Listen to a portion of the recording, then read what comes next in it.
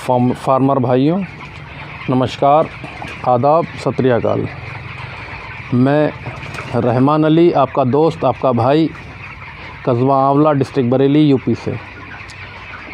हम आज का हमारा जो टॉपिक है वो ये है कि मुर्गी फार्म में पैसा कैसे कमाया जाए।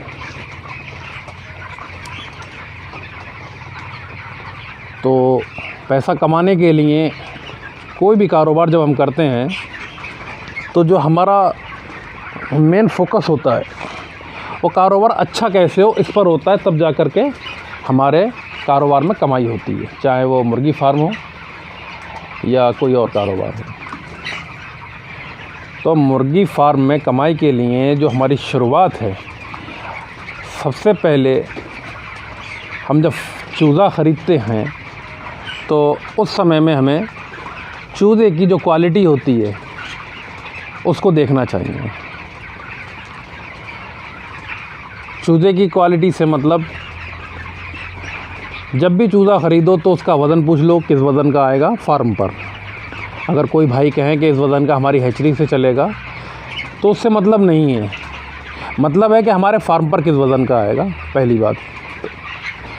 दूसरी बात, जिस हैचरी का बर्ड आपके आसपास पलता हो अच्छा, या आपने पाला हो अच्छा, या आपका कोई बंदा ऐसा हो जिससे आप ले रहे हो वो पलवाता हो अच्छा, तो सबसे पहले उस ही बर्ड को चूज़े को ख़रीदना चाहिए। भले ही वो रुपया या 50 पैसे महंगा रहे, लेकिन उस चूज़े को ही ख़रीदना चाहिए, क्योंकि अच्छा चूज़ा जब होता है तो परेशानियां कम होती हैं। मैं ये नहीं कह रहा हूँ कि नया चूज़ा ख़रीदने में अच्छा चूज़ा आपको नहीं मिल सकता।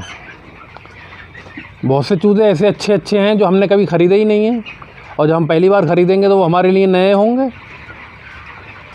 तो नए चूज़े भी अच्छे हो सकते हैं, लेकिन देने वाला बंदा कैसा है, थोड़ा इस पर भी ध्यान देना चाहिए। अब आ जाते हैं हम चूज़े के बाद हमें ज़रूरत होती है फ़ीड की। तो फ़ीड की क्वालिटी, जब फ़ीड ख़रीदते समय फ़ीड की क्वालिटी पे ध्यान दें। अच्छी से अच्छी फ़ीड ख़रीदें, भले ही रुपए या 2 रुपए किलो महंगी पड़े, लेकिन जिसका FCR अच्छा हो, जिसमें बीमारियां कम आए, ग्रोथ अच्छी आए, बर्ड अच्छा पले। अब ये 2 चीज़ें हो गई, चूज़ा और फ़ीड, दोनों चीज़ें अच्छी ले ली हमने।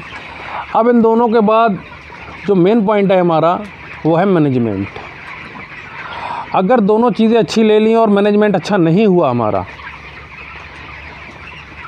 तो भी सारी चीज़ ख़राब हो जाएगी।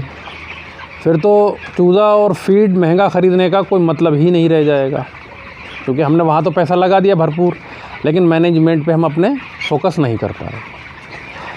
अब हम आते हैं मैनेजमेंट पर। जब तो मैनेजमेंट के लिए देखिए, जिस समय फार्म में चूज़ा आता है तो सबसे पहले फार्म को जो होता है टेम्परेचर से मेंटेन करना होता है हमें।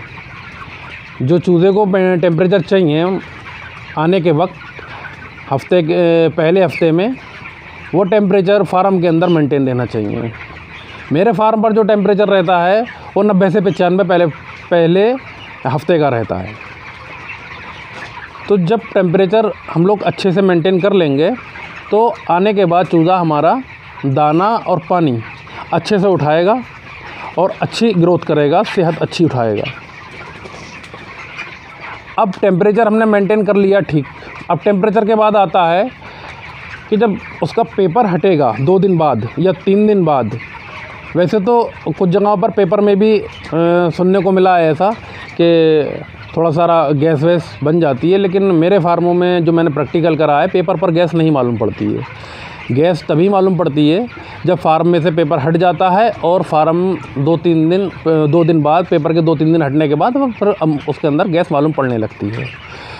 तो उस समय में अब टेम्परेचर भी मेंटेन करना है, क्योंकि टेम्परेचर की बात इसलिए कर रहा हूँ, इस समय सर्दियों का दिन चल रहा है, सर्दियों का टाइम चल रहा है, तो टेम्परेचर भी मेंटेन करना है।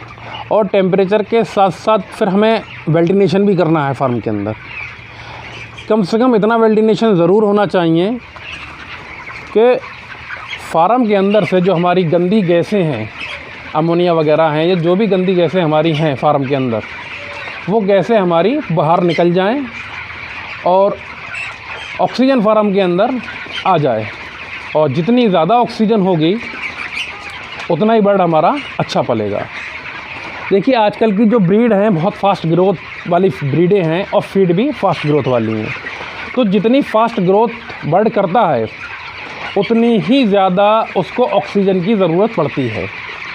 अगर ऑक्सीजन फार्म में भरपूर नहीं होगी तो बर्ड में समस्याएं शुरू हो जाती हैं, क्योंकि बर्ड की जो स्पीड होती है बढ़ने की आजकल जो है बहुत तेज़ है, और वेंटिलेशन से हमारे फार्म में गैस निकल जाती हैं और सही मात्रा में हमारी ऑक्सीजन आ जाती है। अब ये तो हो गई वेंटिलेशन की, टेम्परेचर की बात, ठीक है। अब आते हैं हम बर्ड को जो पानी देते हैं। बर्ड को जो हम पानी देते हैं उस पानी का पीएच लेवल क्या है, टीडीएस लेवल क्या है, इस बात को भी बहुत ध्यान से देखना चाहिए, और हो सके तो पीएच मीटर और टीडीएस मीटर फार्मों पर रखना चाहिए, जैसा कि मैं रखता हूं अपने फार्म पर। अब हमने फार्म पर अपने समरसेबल कराया हुआ है या नल लगा हुआ है या जो भी पानी है, अगर उसका पीएच लेवल कम है तो बर्ड के अंदर समस्याएं इकोलाई वाली ना की बराबर हो जाती हैं, क्योंकि जहाँ पर पीएच लेवल कम होता है वहाँ पर इकोलाई का बैक्टीरिया 99% नहीं पनपता है। इसलिए हमें पीएच लेवल जो है देखकर ही पानी को देना चाहिए। अब पीएच लेवल के लिए कम करने के लिए क्या होता है, दवाइयाँ भी आती हैं जो कि मैं भी यूज़ करता हूँ। हालांकि मेरे यहाँ समरसेबल लगा हुआ है लेकिन मैं फिर भी यूज़ करता हूँ, उससे मुझे बहुत सेफ्टी मिलती है और मेरा बर्ड इकोलाई से बचा रहता है।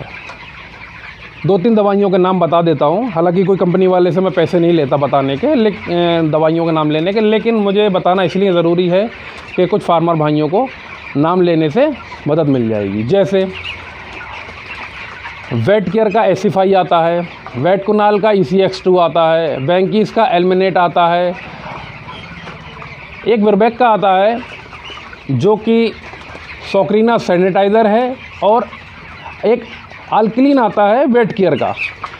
पोल्ट्री के लिए मुझे बहुत बढ़िया लगा वो, क्योंकि उसमें एसिडिफायर और सैनिटाइज़र दोनों ही हैं, तो वो एक अकेली दवाई दोनों पे काम कर देती है। अगर हम वो चलाते रहेंगे तो भी हमारे यहाँ इकोलाई नहीं आएगी और बर्ड जो है पेट की दिक्कतों से, पानी के द्वारा होने वाली परेशानियों से बचा रहेगा। अब जब बर्ड हमारा इन सारी चीज़ों से बच गया, बीमारियों से, परेशानियों से बच गया, अच्छी क्वालिटी की हमने फीड ले ली, अच्छी क्वालिटी का चूज़ा ले लिया, अब हमारा बर्ड जब तैयार होगा तो उसकी कॉस्ट ऑफ प्रोडक्शन ऑटोमेटिक कम हो जाएगी, जो कि हमें बेचते समय अगर रेट ठीक ठाक मिल गया तो बहुत अच्छा मुनाफा हो जाएगा, और रेट अगर ठीक नहीं हुआ तो बड़े नुकसान से हम बच जाएंगे। तो इस तरह हम पोल्ट्री फार्म में अच्छा पैसा कमा सकते हैं। लेकिन भाइयों, मौसम जो भी हो, चाहे सर्दी का हो चाहे गर्मी का हो, जिस भी समय हो, हमें बर्ड को बर्ड के हिसाब से टेम्परेचर देना ही होगा, तब हम अच्छी फार्मिंग कर पाएंगे। साथ साथ वेंटिलेशन भी करना होगा। गर्मी है तो टेम्परेचर को कम करना पड़ेगा, और सर्दी है तो टेम्परेचर को बढ़ाना पड़ेगा। साथ में वेंटिलेशन होना बहुत ज़रूरी है। तो दोस्तों, आज की मेरी इस वीडियो में बस इतना ही, और मेरे द्वारा दी गई जानकारी से अगर आपको लगता है कि आपको कुछ फ़ायदा होगा तो मेरे इस वीडियो को आप मेरे चैनल को सब्सक्राइब करें, लाइक करें। सब्सक्राइब करने से जो होगा, अगली वीडियो जो है जब मैं बना के डालूँगा तो आपको जल्दी मिल जाएगी, और जो बेल आइकन होता है उसको भी दबा दें, जिससे कि जब वीडियो पड़ेगी तो आपके पास नोटिफिकेशन पहुंच जाएगा, और मेरी बनाई हुई वीडियो जो हैं वो आपको टाइम टू टाइम मिलती रहेंगी।